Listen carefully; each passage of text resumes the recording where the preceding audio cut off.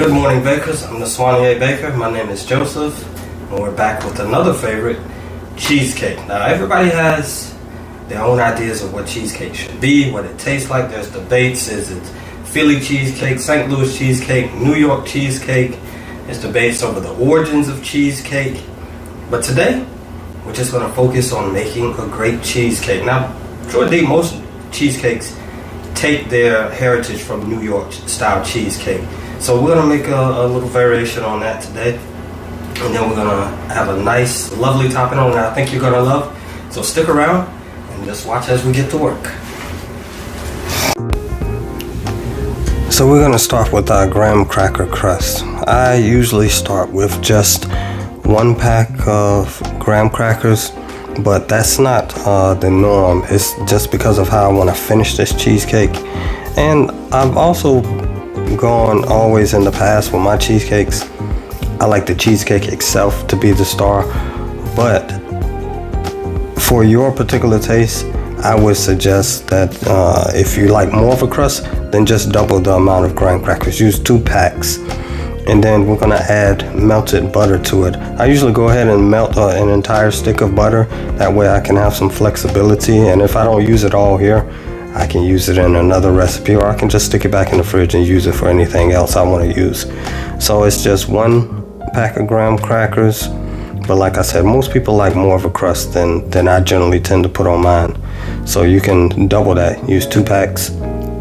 And like in some cases, I may have to add more butter, but basically what you want to do is get all of these crumbs wet and pliable, so that but at the same time, you want them to be able to stick together and bind so that they can make that crust that you're looking for. In the past, I've added an egg in there to try and hold it. I didn't necessarily like those results, so I just stick with the graham crackers and the butter. Keep it simple. So now I'm going to line my pan with the parchment paper. Some people like to get these parchment paper rounds. I don't particularly feel like you have to be that neat. As long as you can get the full coverage, that's what I'm looking for. And then I'll trim it off enough so it won't create a fire hazard, because you don't want this paper hanging over and then it touch one of your heating elements inside the oven and then catch fire, and that would be, well, the worst.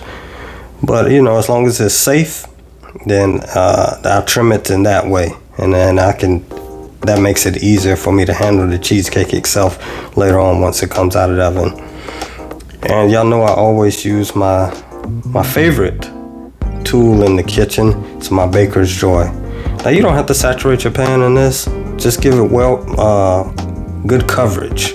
So a couple of sprays, and then I use my silicone brush to make sure it's gotten into every crack and crevice, all around the sides, all around the rim, so that I'm getting good coverage. That cheesecake, once you loosen it, once it comes out of the oven, you slowly loosen the collar off of the cheesecake.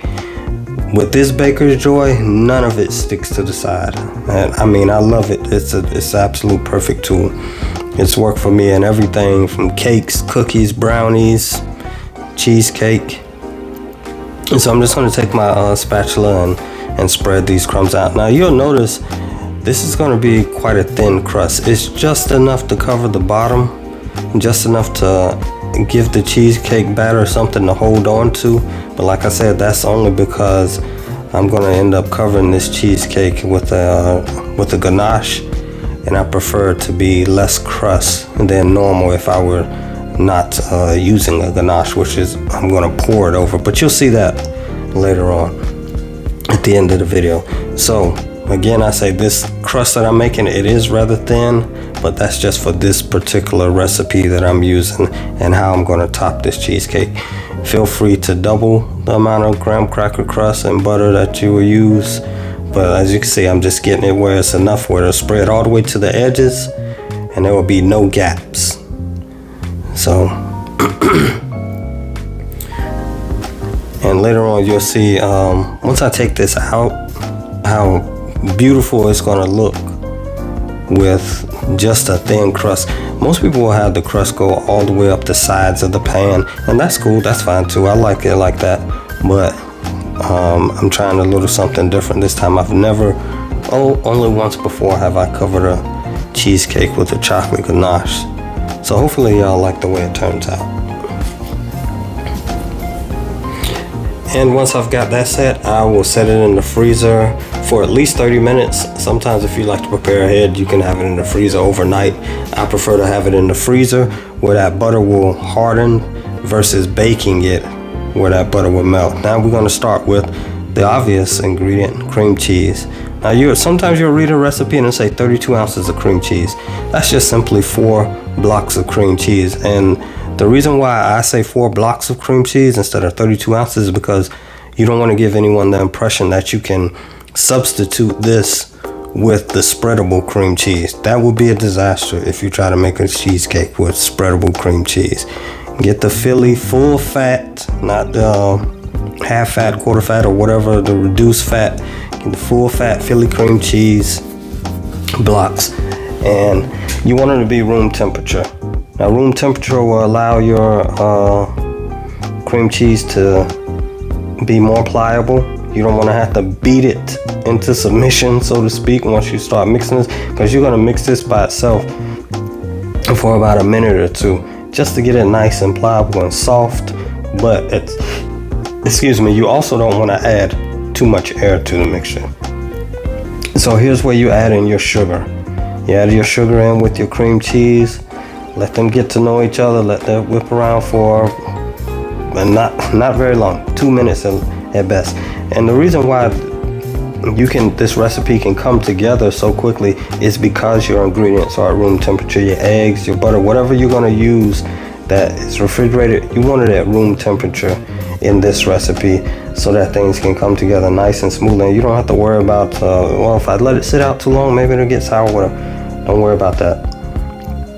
So most recipes, cream cheese recipes, call for sour cream, but I substitute it with crème fraîche. And the reason why is because crème fraîche is less tangy than sour cream. And that's simply because of the higher fat content in crème fraîche. And it's not that much higher. Sour cream is 20% fat, crème fraîche is 30% fat. But we know that fat equals flavor. And so I don't like the tangy flavor in my cream cheese or anything that I'm baking. I usually will substitute sour cream for crème fraîche. You don't need that much in this recipe. I'll link the entire recipe in the description just in case you're wondering what my measurements are, etc., etc. So now I'm going to add 4 eggs, and I'm going to add them one at a time so that they can get well incorporated before I add another, and let that whip up together. Now at this point you've got your basic cream cheese recipe, cheesecake recipe, your basic cheesecake recipe, and you can take it just about anywhere you want to go from here. This is where your own creativity lends to it, but since I'm making a strawberry cheesecake, that's the way that I'm going to go. But if I were making a pistachio or a peach cheesecake, this is when you begin to add in the different ingredients that gives your cheesecake its own personality and individuality. Now this next ingredient, this island spice vanilla concentrate, y'all have seen me use this before, and like I said, it's very powerful. You do not need as much of this as you would if you were using a vanilla extract. This is I love this ingredient. It's like my little secret weapon.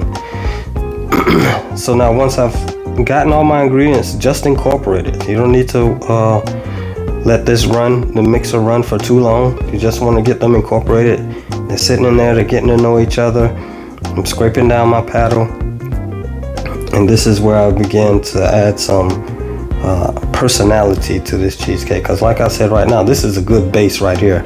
You can take this base right here and go in any direction with your cheesecake. You can add whatever flavor profile you want, however your creativity lends. Now as you see, I'm scraping it down. It's not fully blended. There's still some bits of cheese, cream cheese in there that's that didn't fully incorporate. That's okay, we're gonna fix that, no problem at all. So I'm continuing to scrape everything down, get everything down to the bottom of that bowl first, and then I'll take care of what wasn't completely combined. Now you see me adding here rosemary. Now that may be a strange ingredient to some to add to a cheesecake, but rosemary pairs so very well with strawberry, and I only use fresh rosemary. I got this from my friend's garden, just a sprig of it, and I let it sit and dry out so that I could break it up easily and incorporate it. That rosemary and strawberry flavor is amazing. So I made a strawberry syrup on my own. You know, most bakers, you know how to make any kind of syrup, fruit syrup that you want. You take the fruit, put it on the stove, some sugar, some cornstarch, a little bit of water if necessary, and let it simmer, and then you strain it so none of the seeds, strawberry seeds or whatever fruit you may be using, seeds will get in there, and you've got yourself your own homemade fruit syrup. So now I'm taking my hand mixer and I'm getting back to that cream cheese in there that I told you wasn't completely incorporated. Now we're gonna mix that all in together. And this is, like I said, your ingredients now, they're all getting to know each other well in this bowl. They're all friends, and they're gonna make a wonderful, beautiful combination of flavor for you. And this is how you make a strawberry rosemary cheesecake. But we're not done yet. We're not done yet.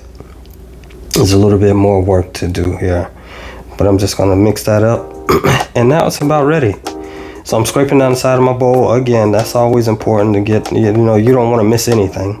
You want all your ingredients to be well incorporated. And sometimes a mixer can miss what you can get done with your hand. Alright, so my crust has come out of the freezer, and as you can see, I've wrapped the bottom of my container with aluminum foil.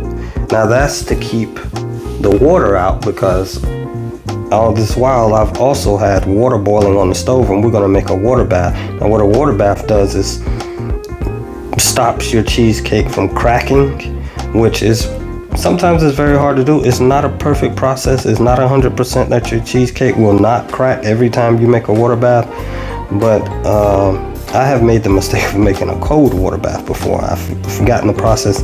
The first step is, which is boiling your water. So you boil your water, have your water boiling on the stove, and you make your water bath. And you see this cheesecake, this batter, it's a nice one. And certain recipes lend to your batter being thicker or more runny. This one is more runny.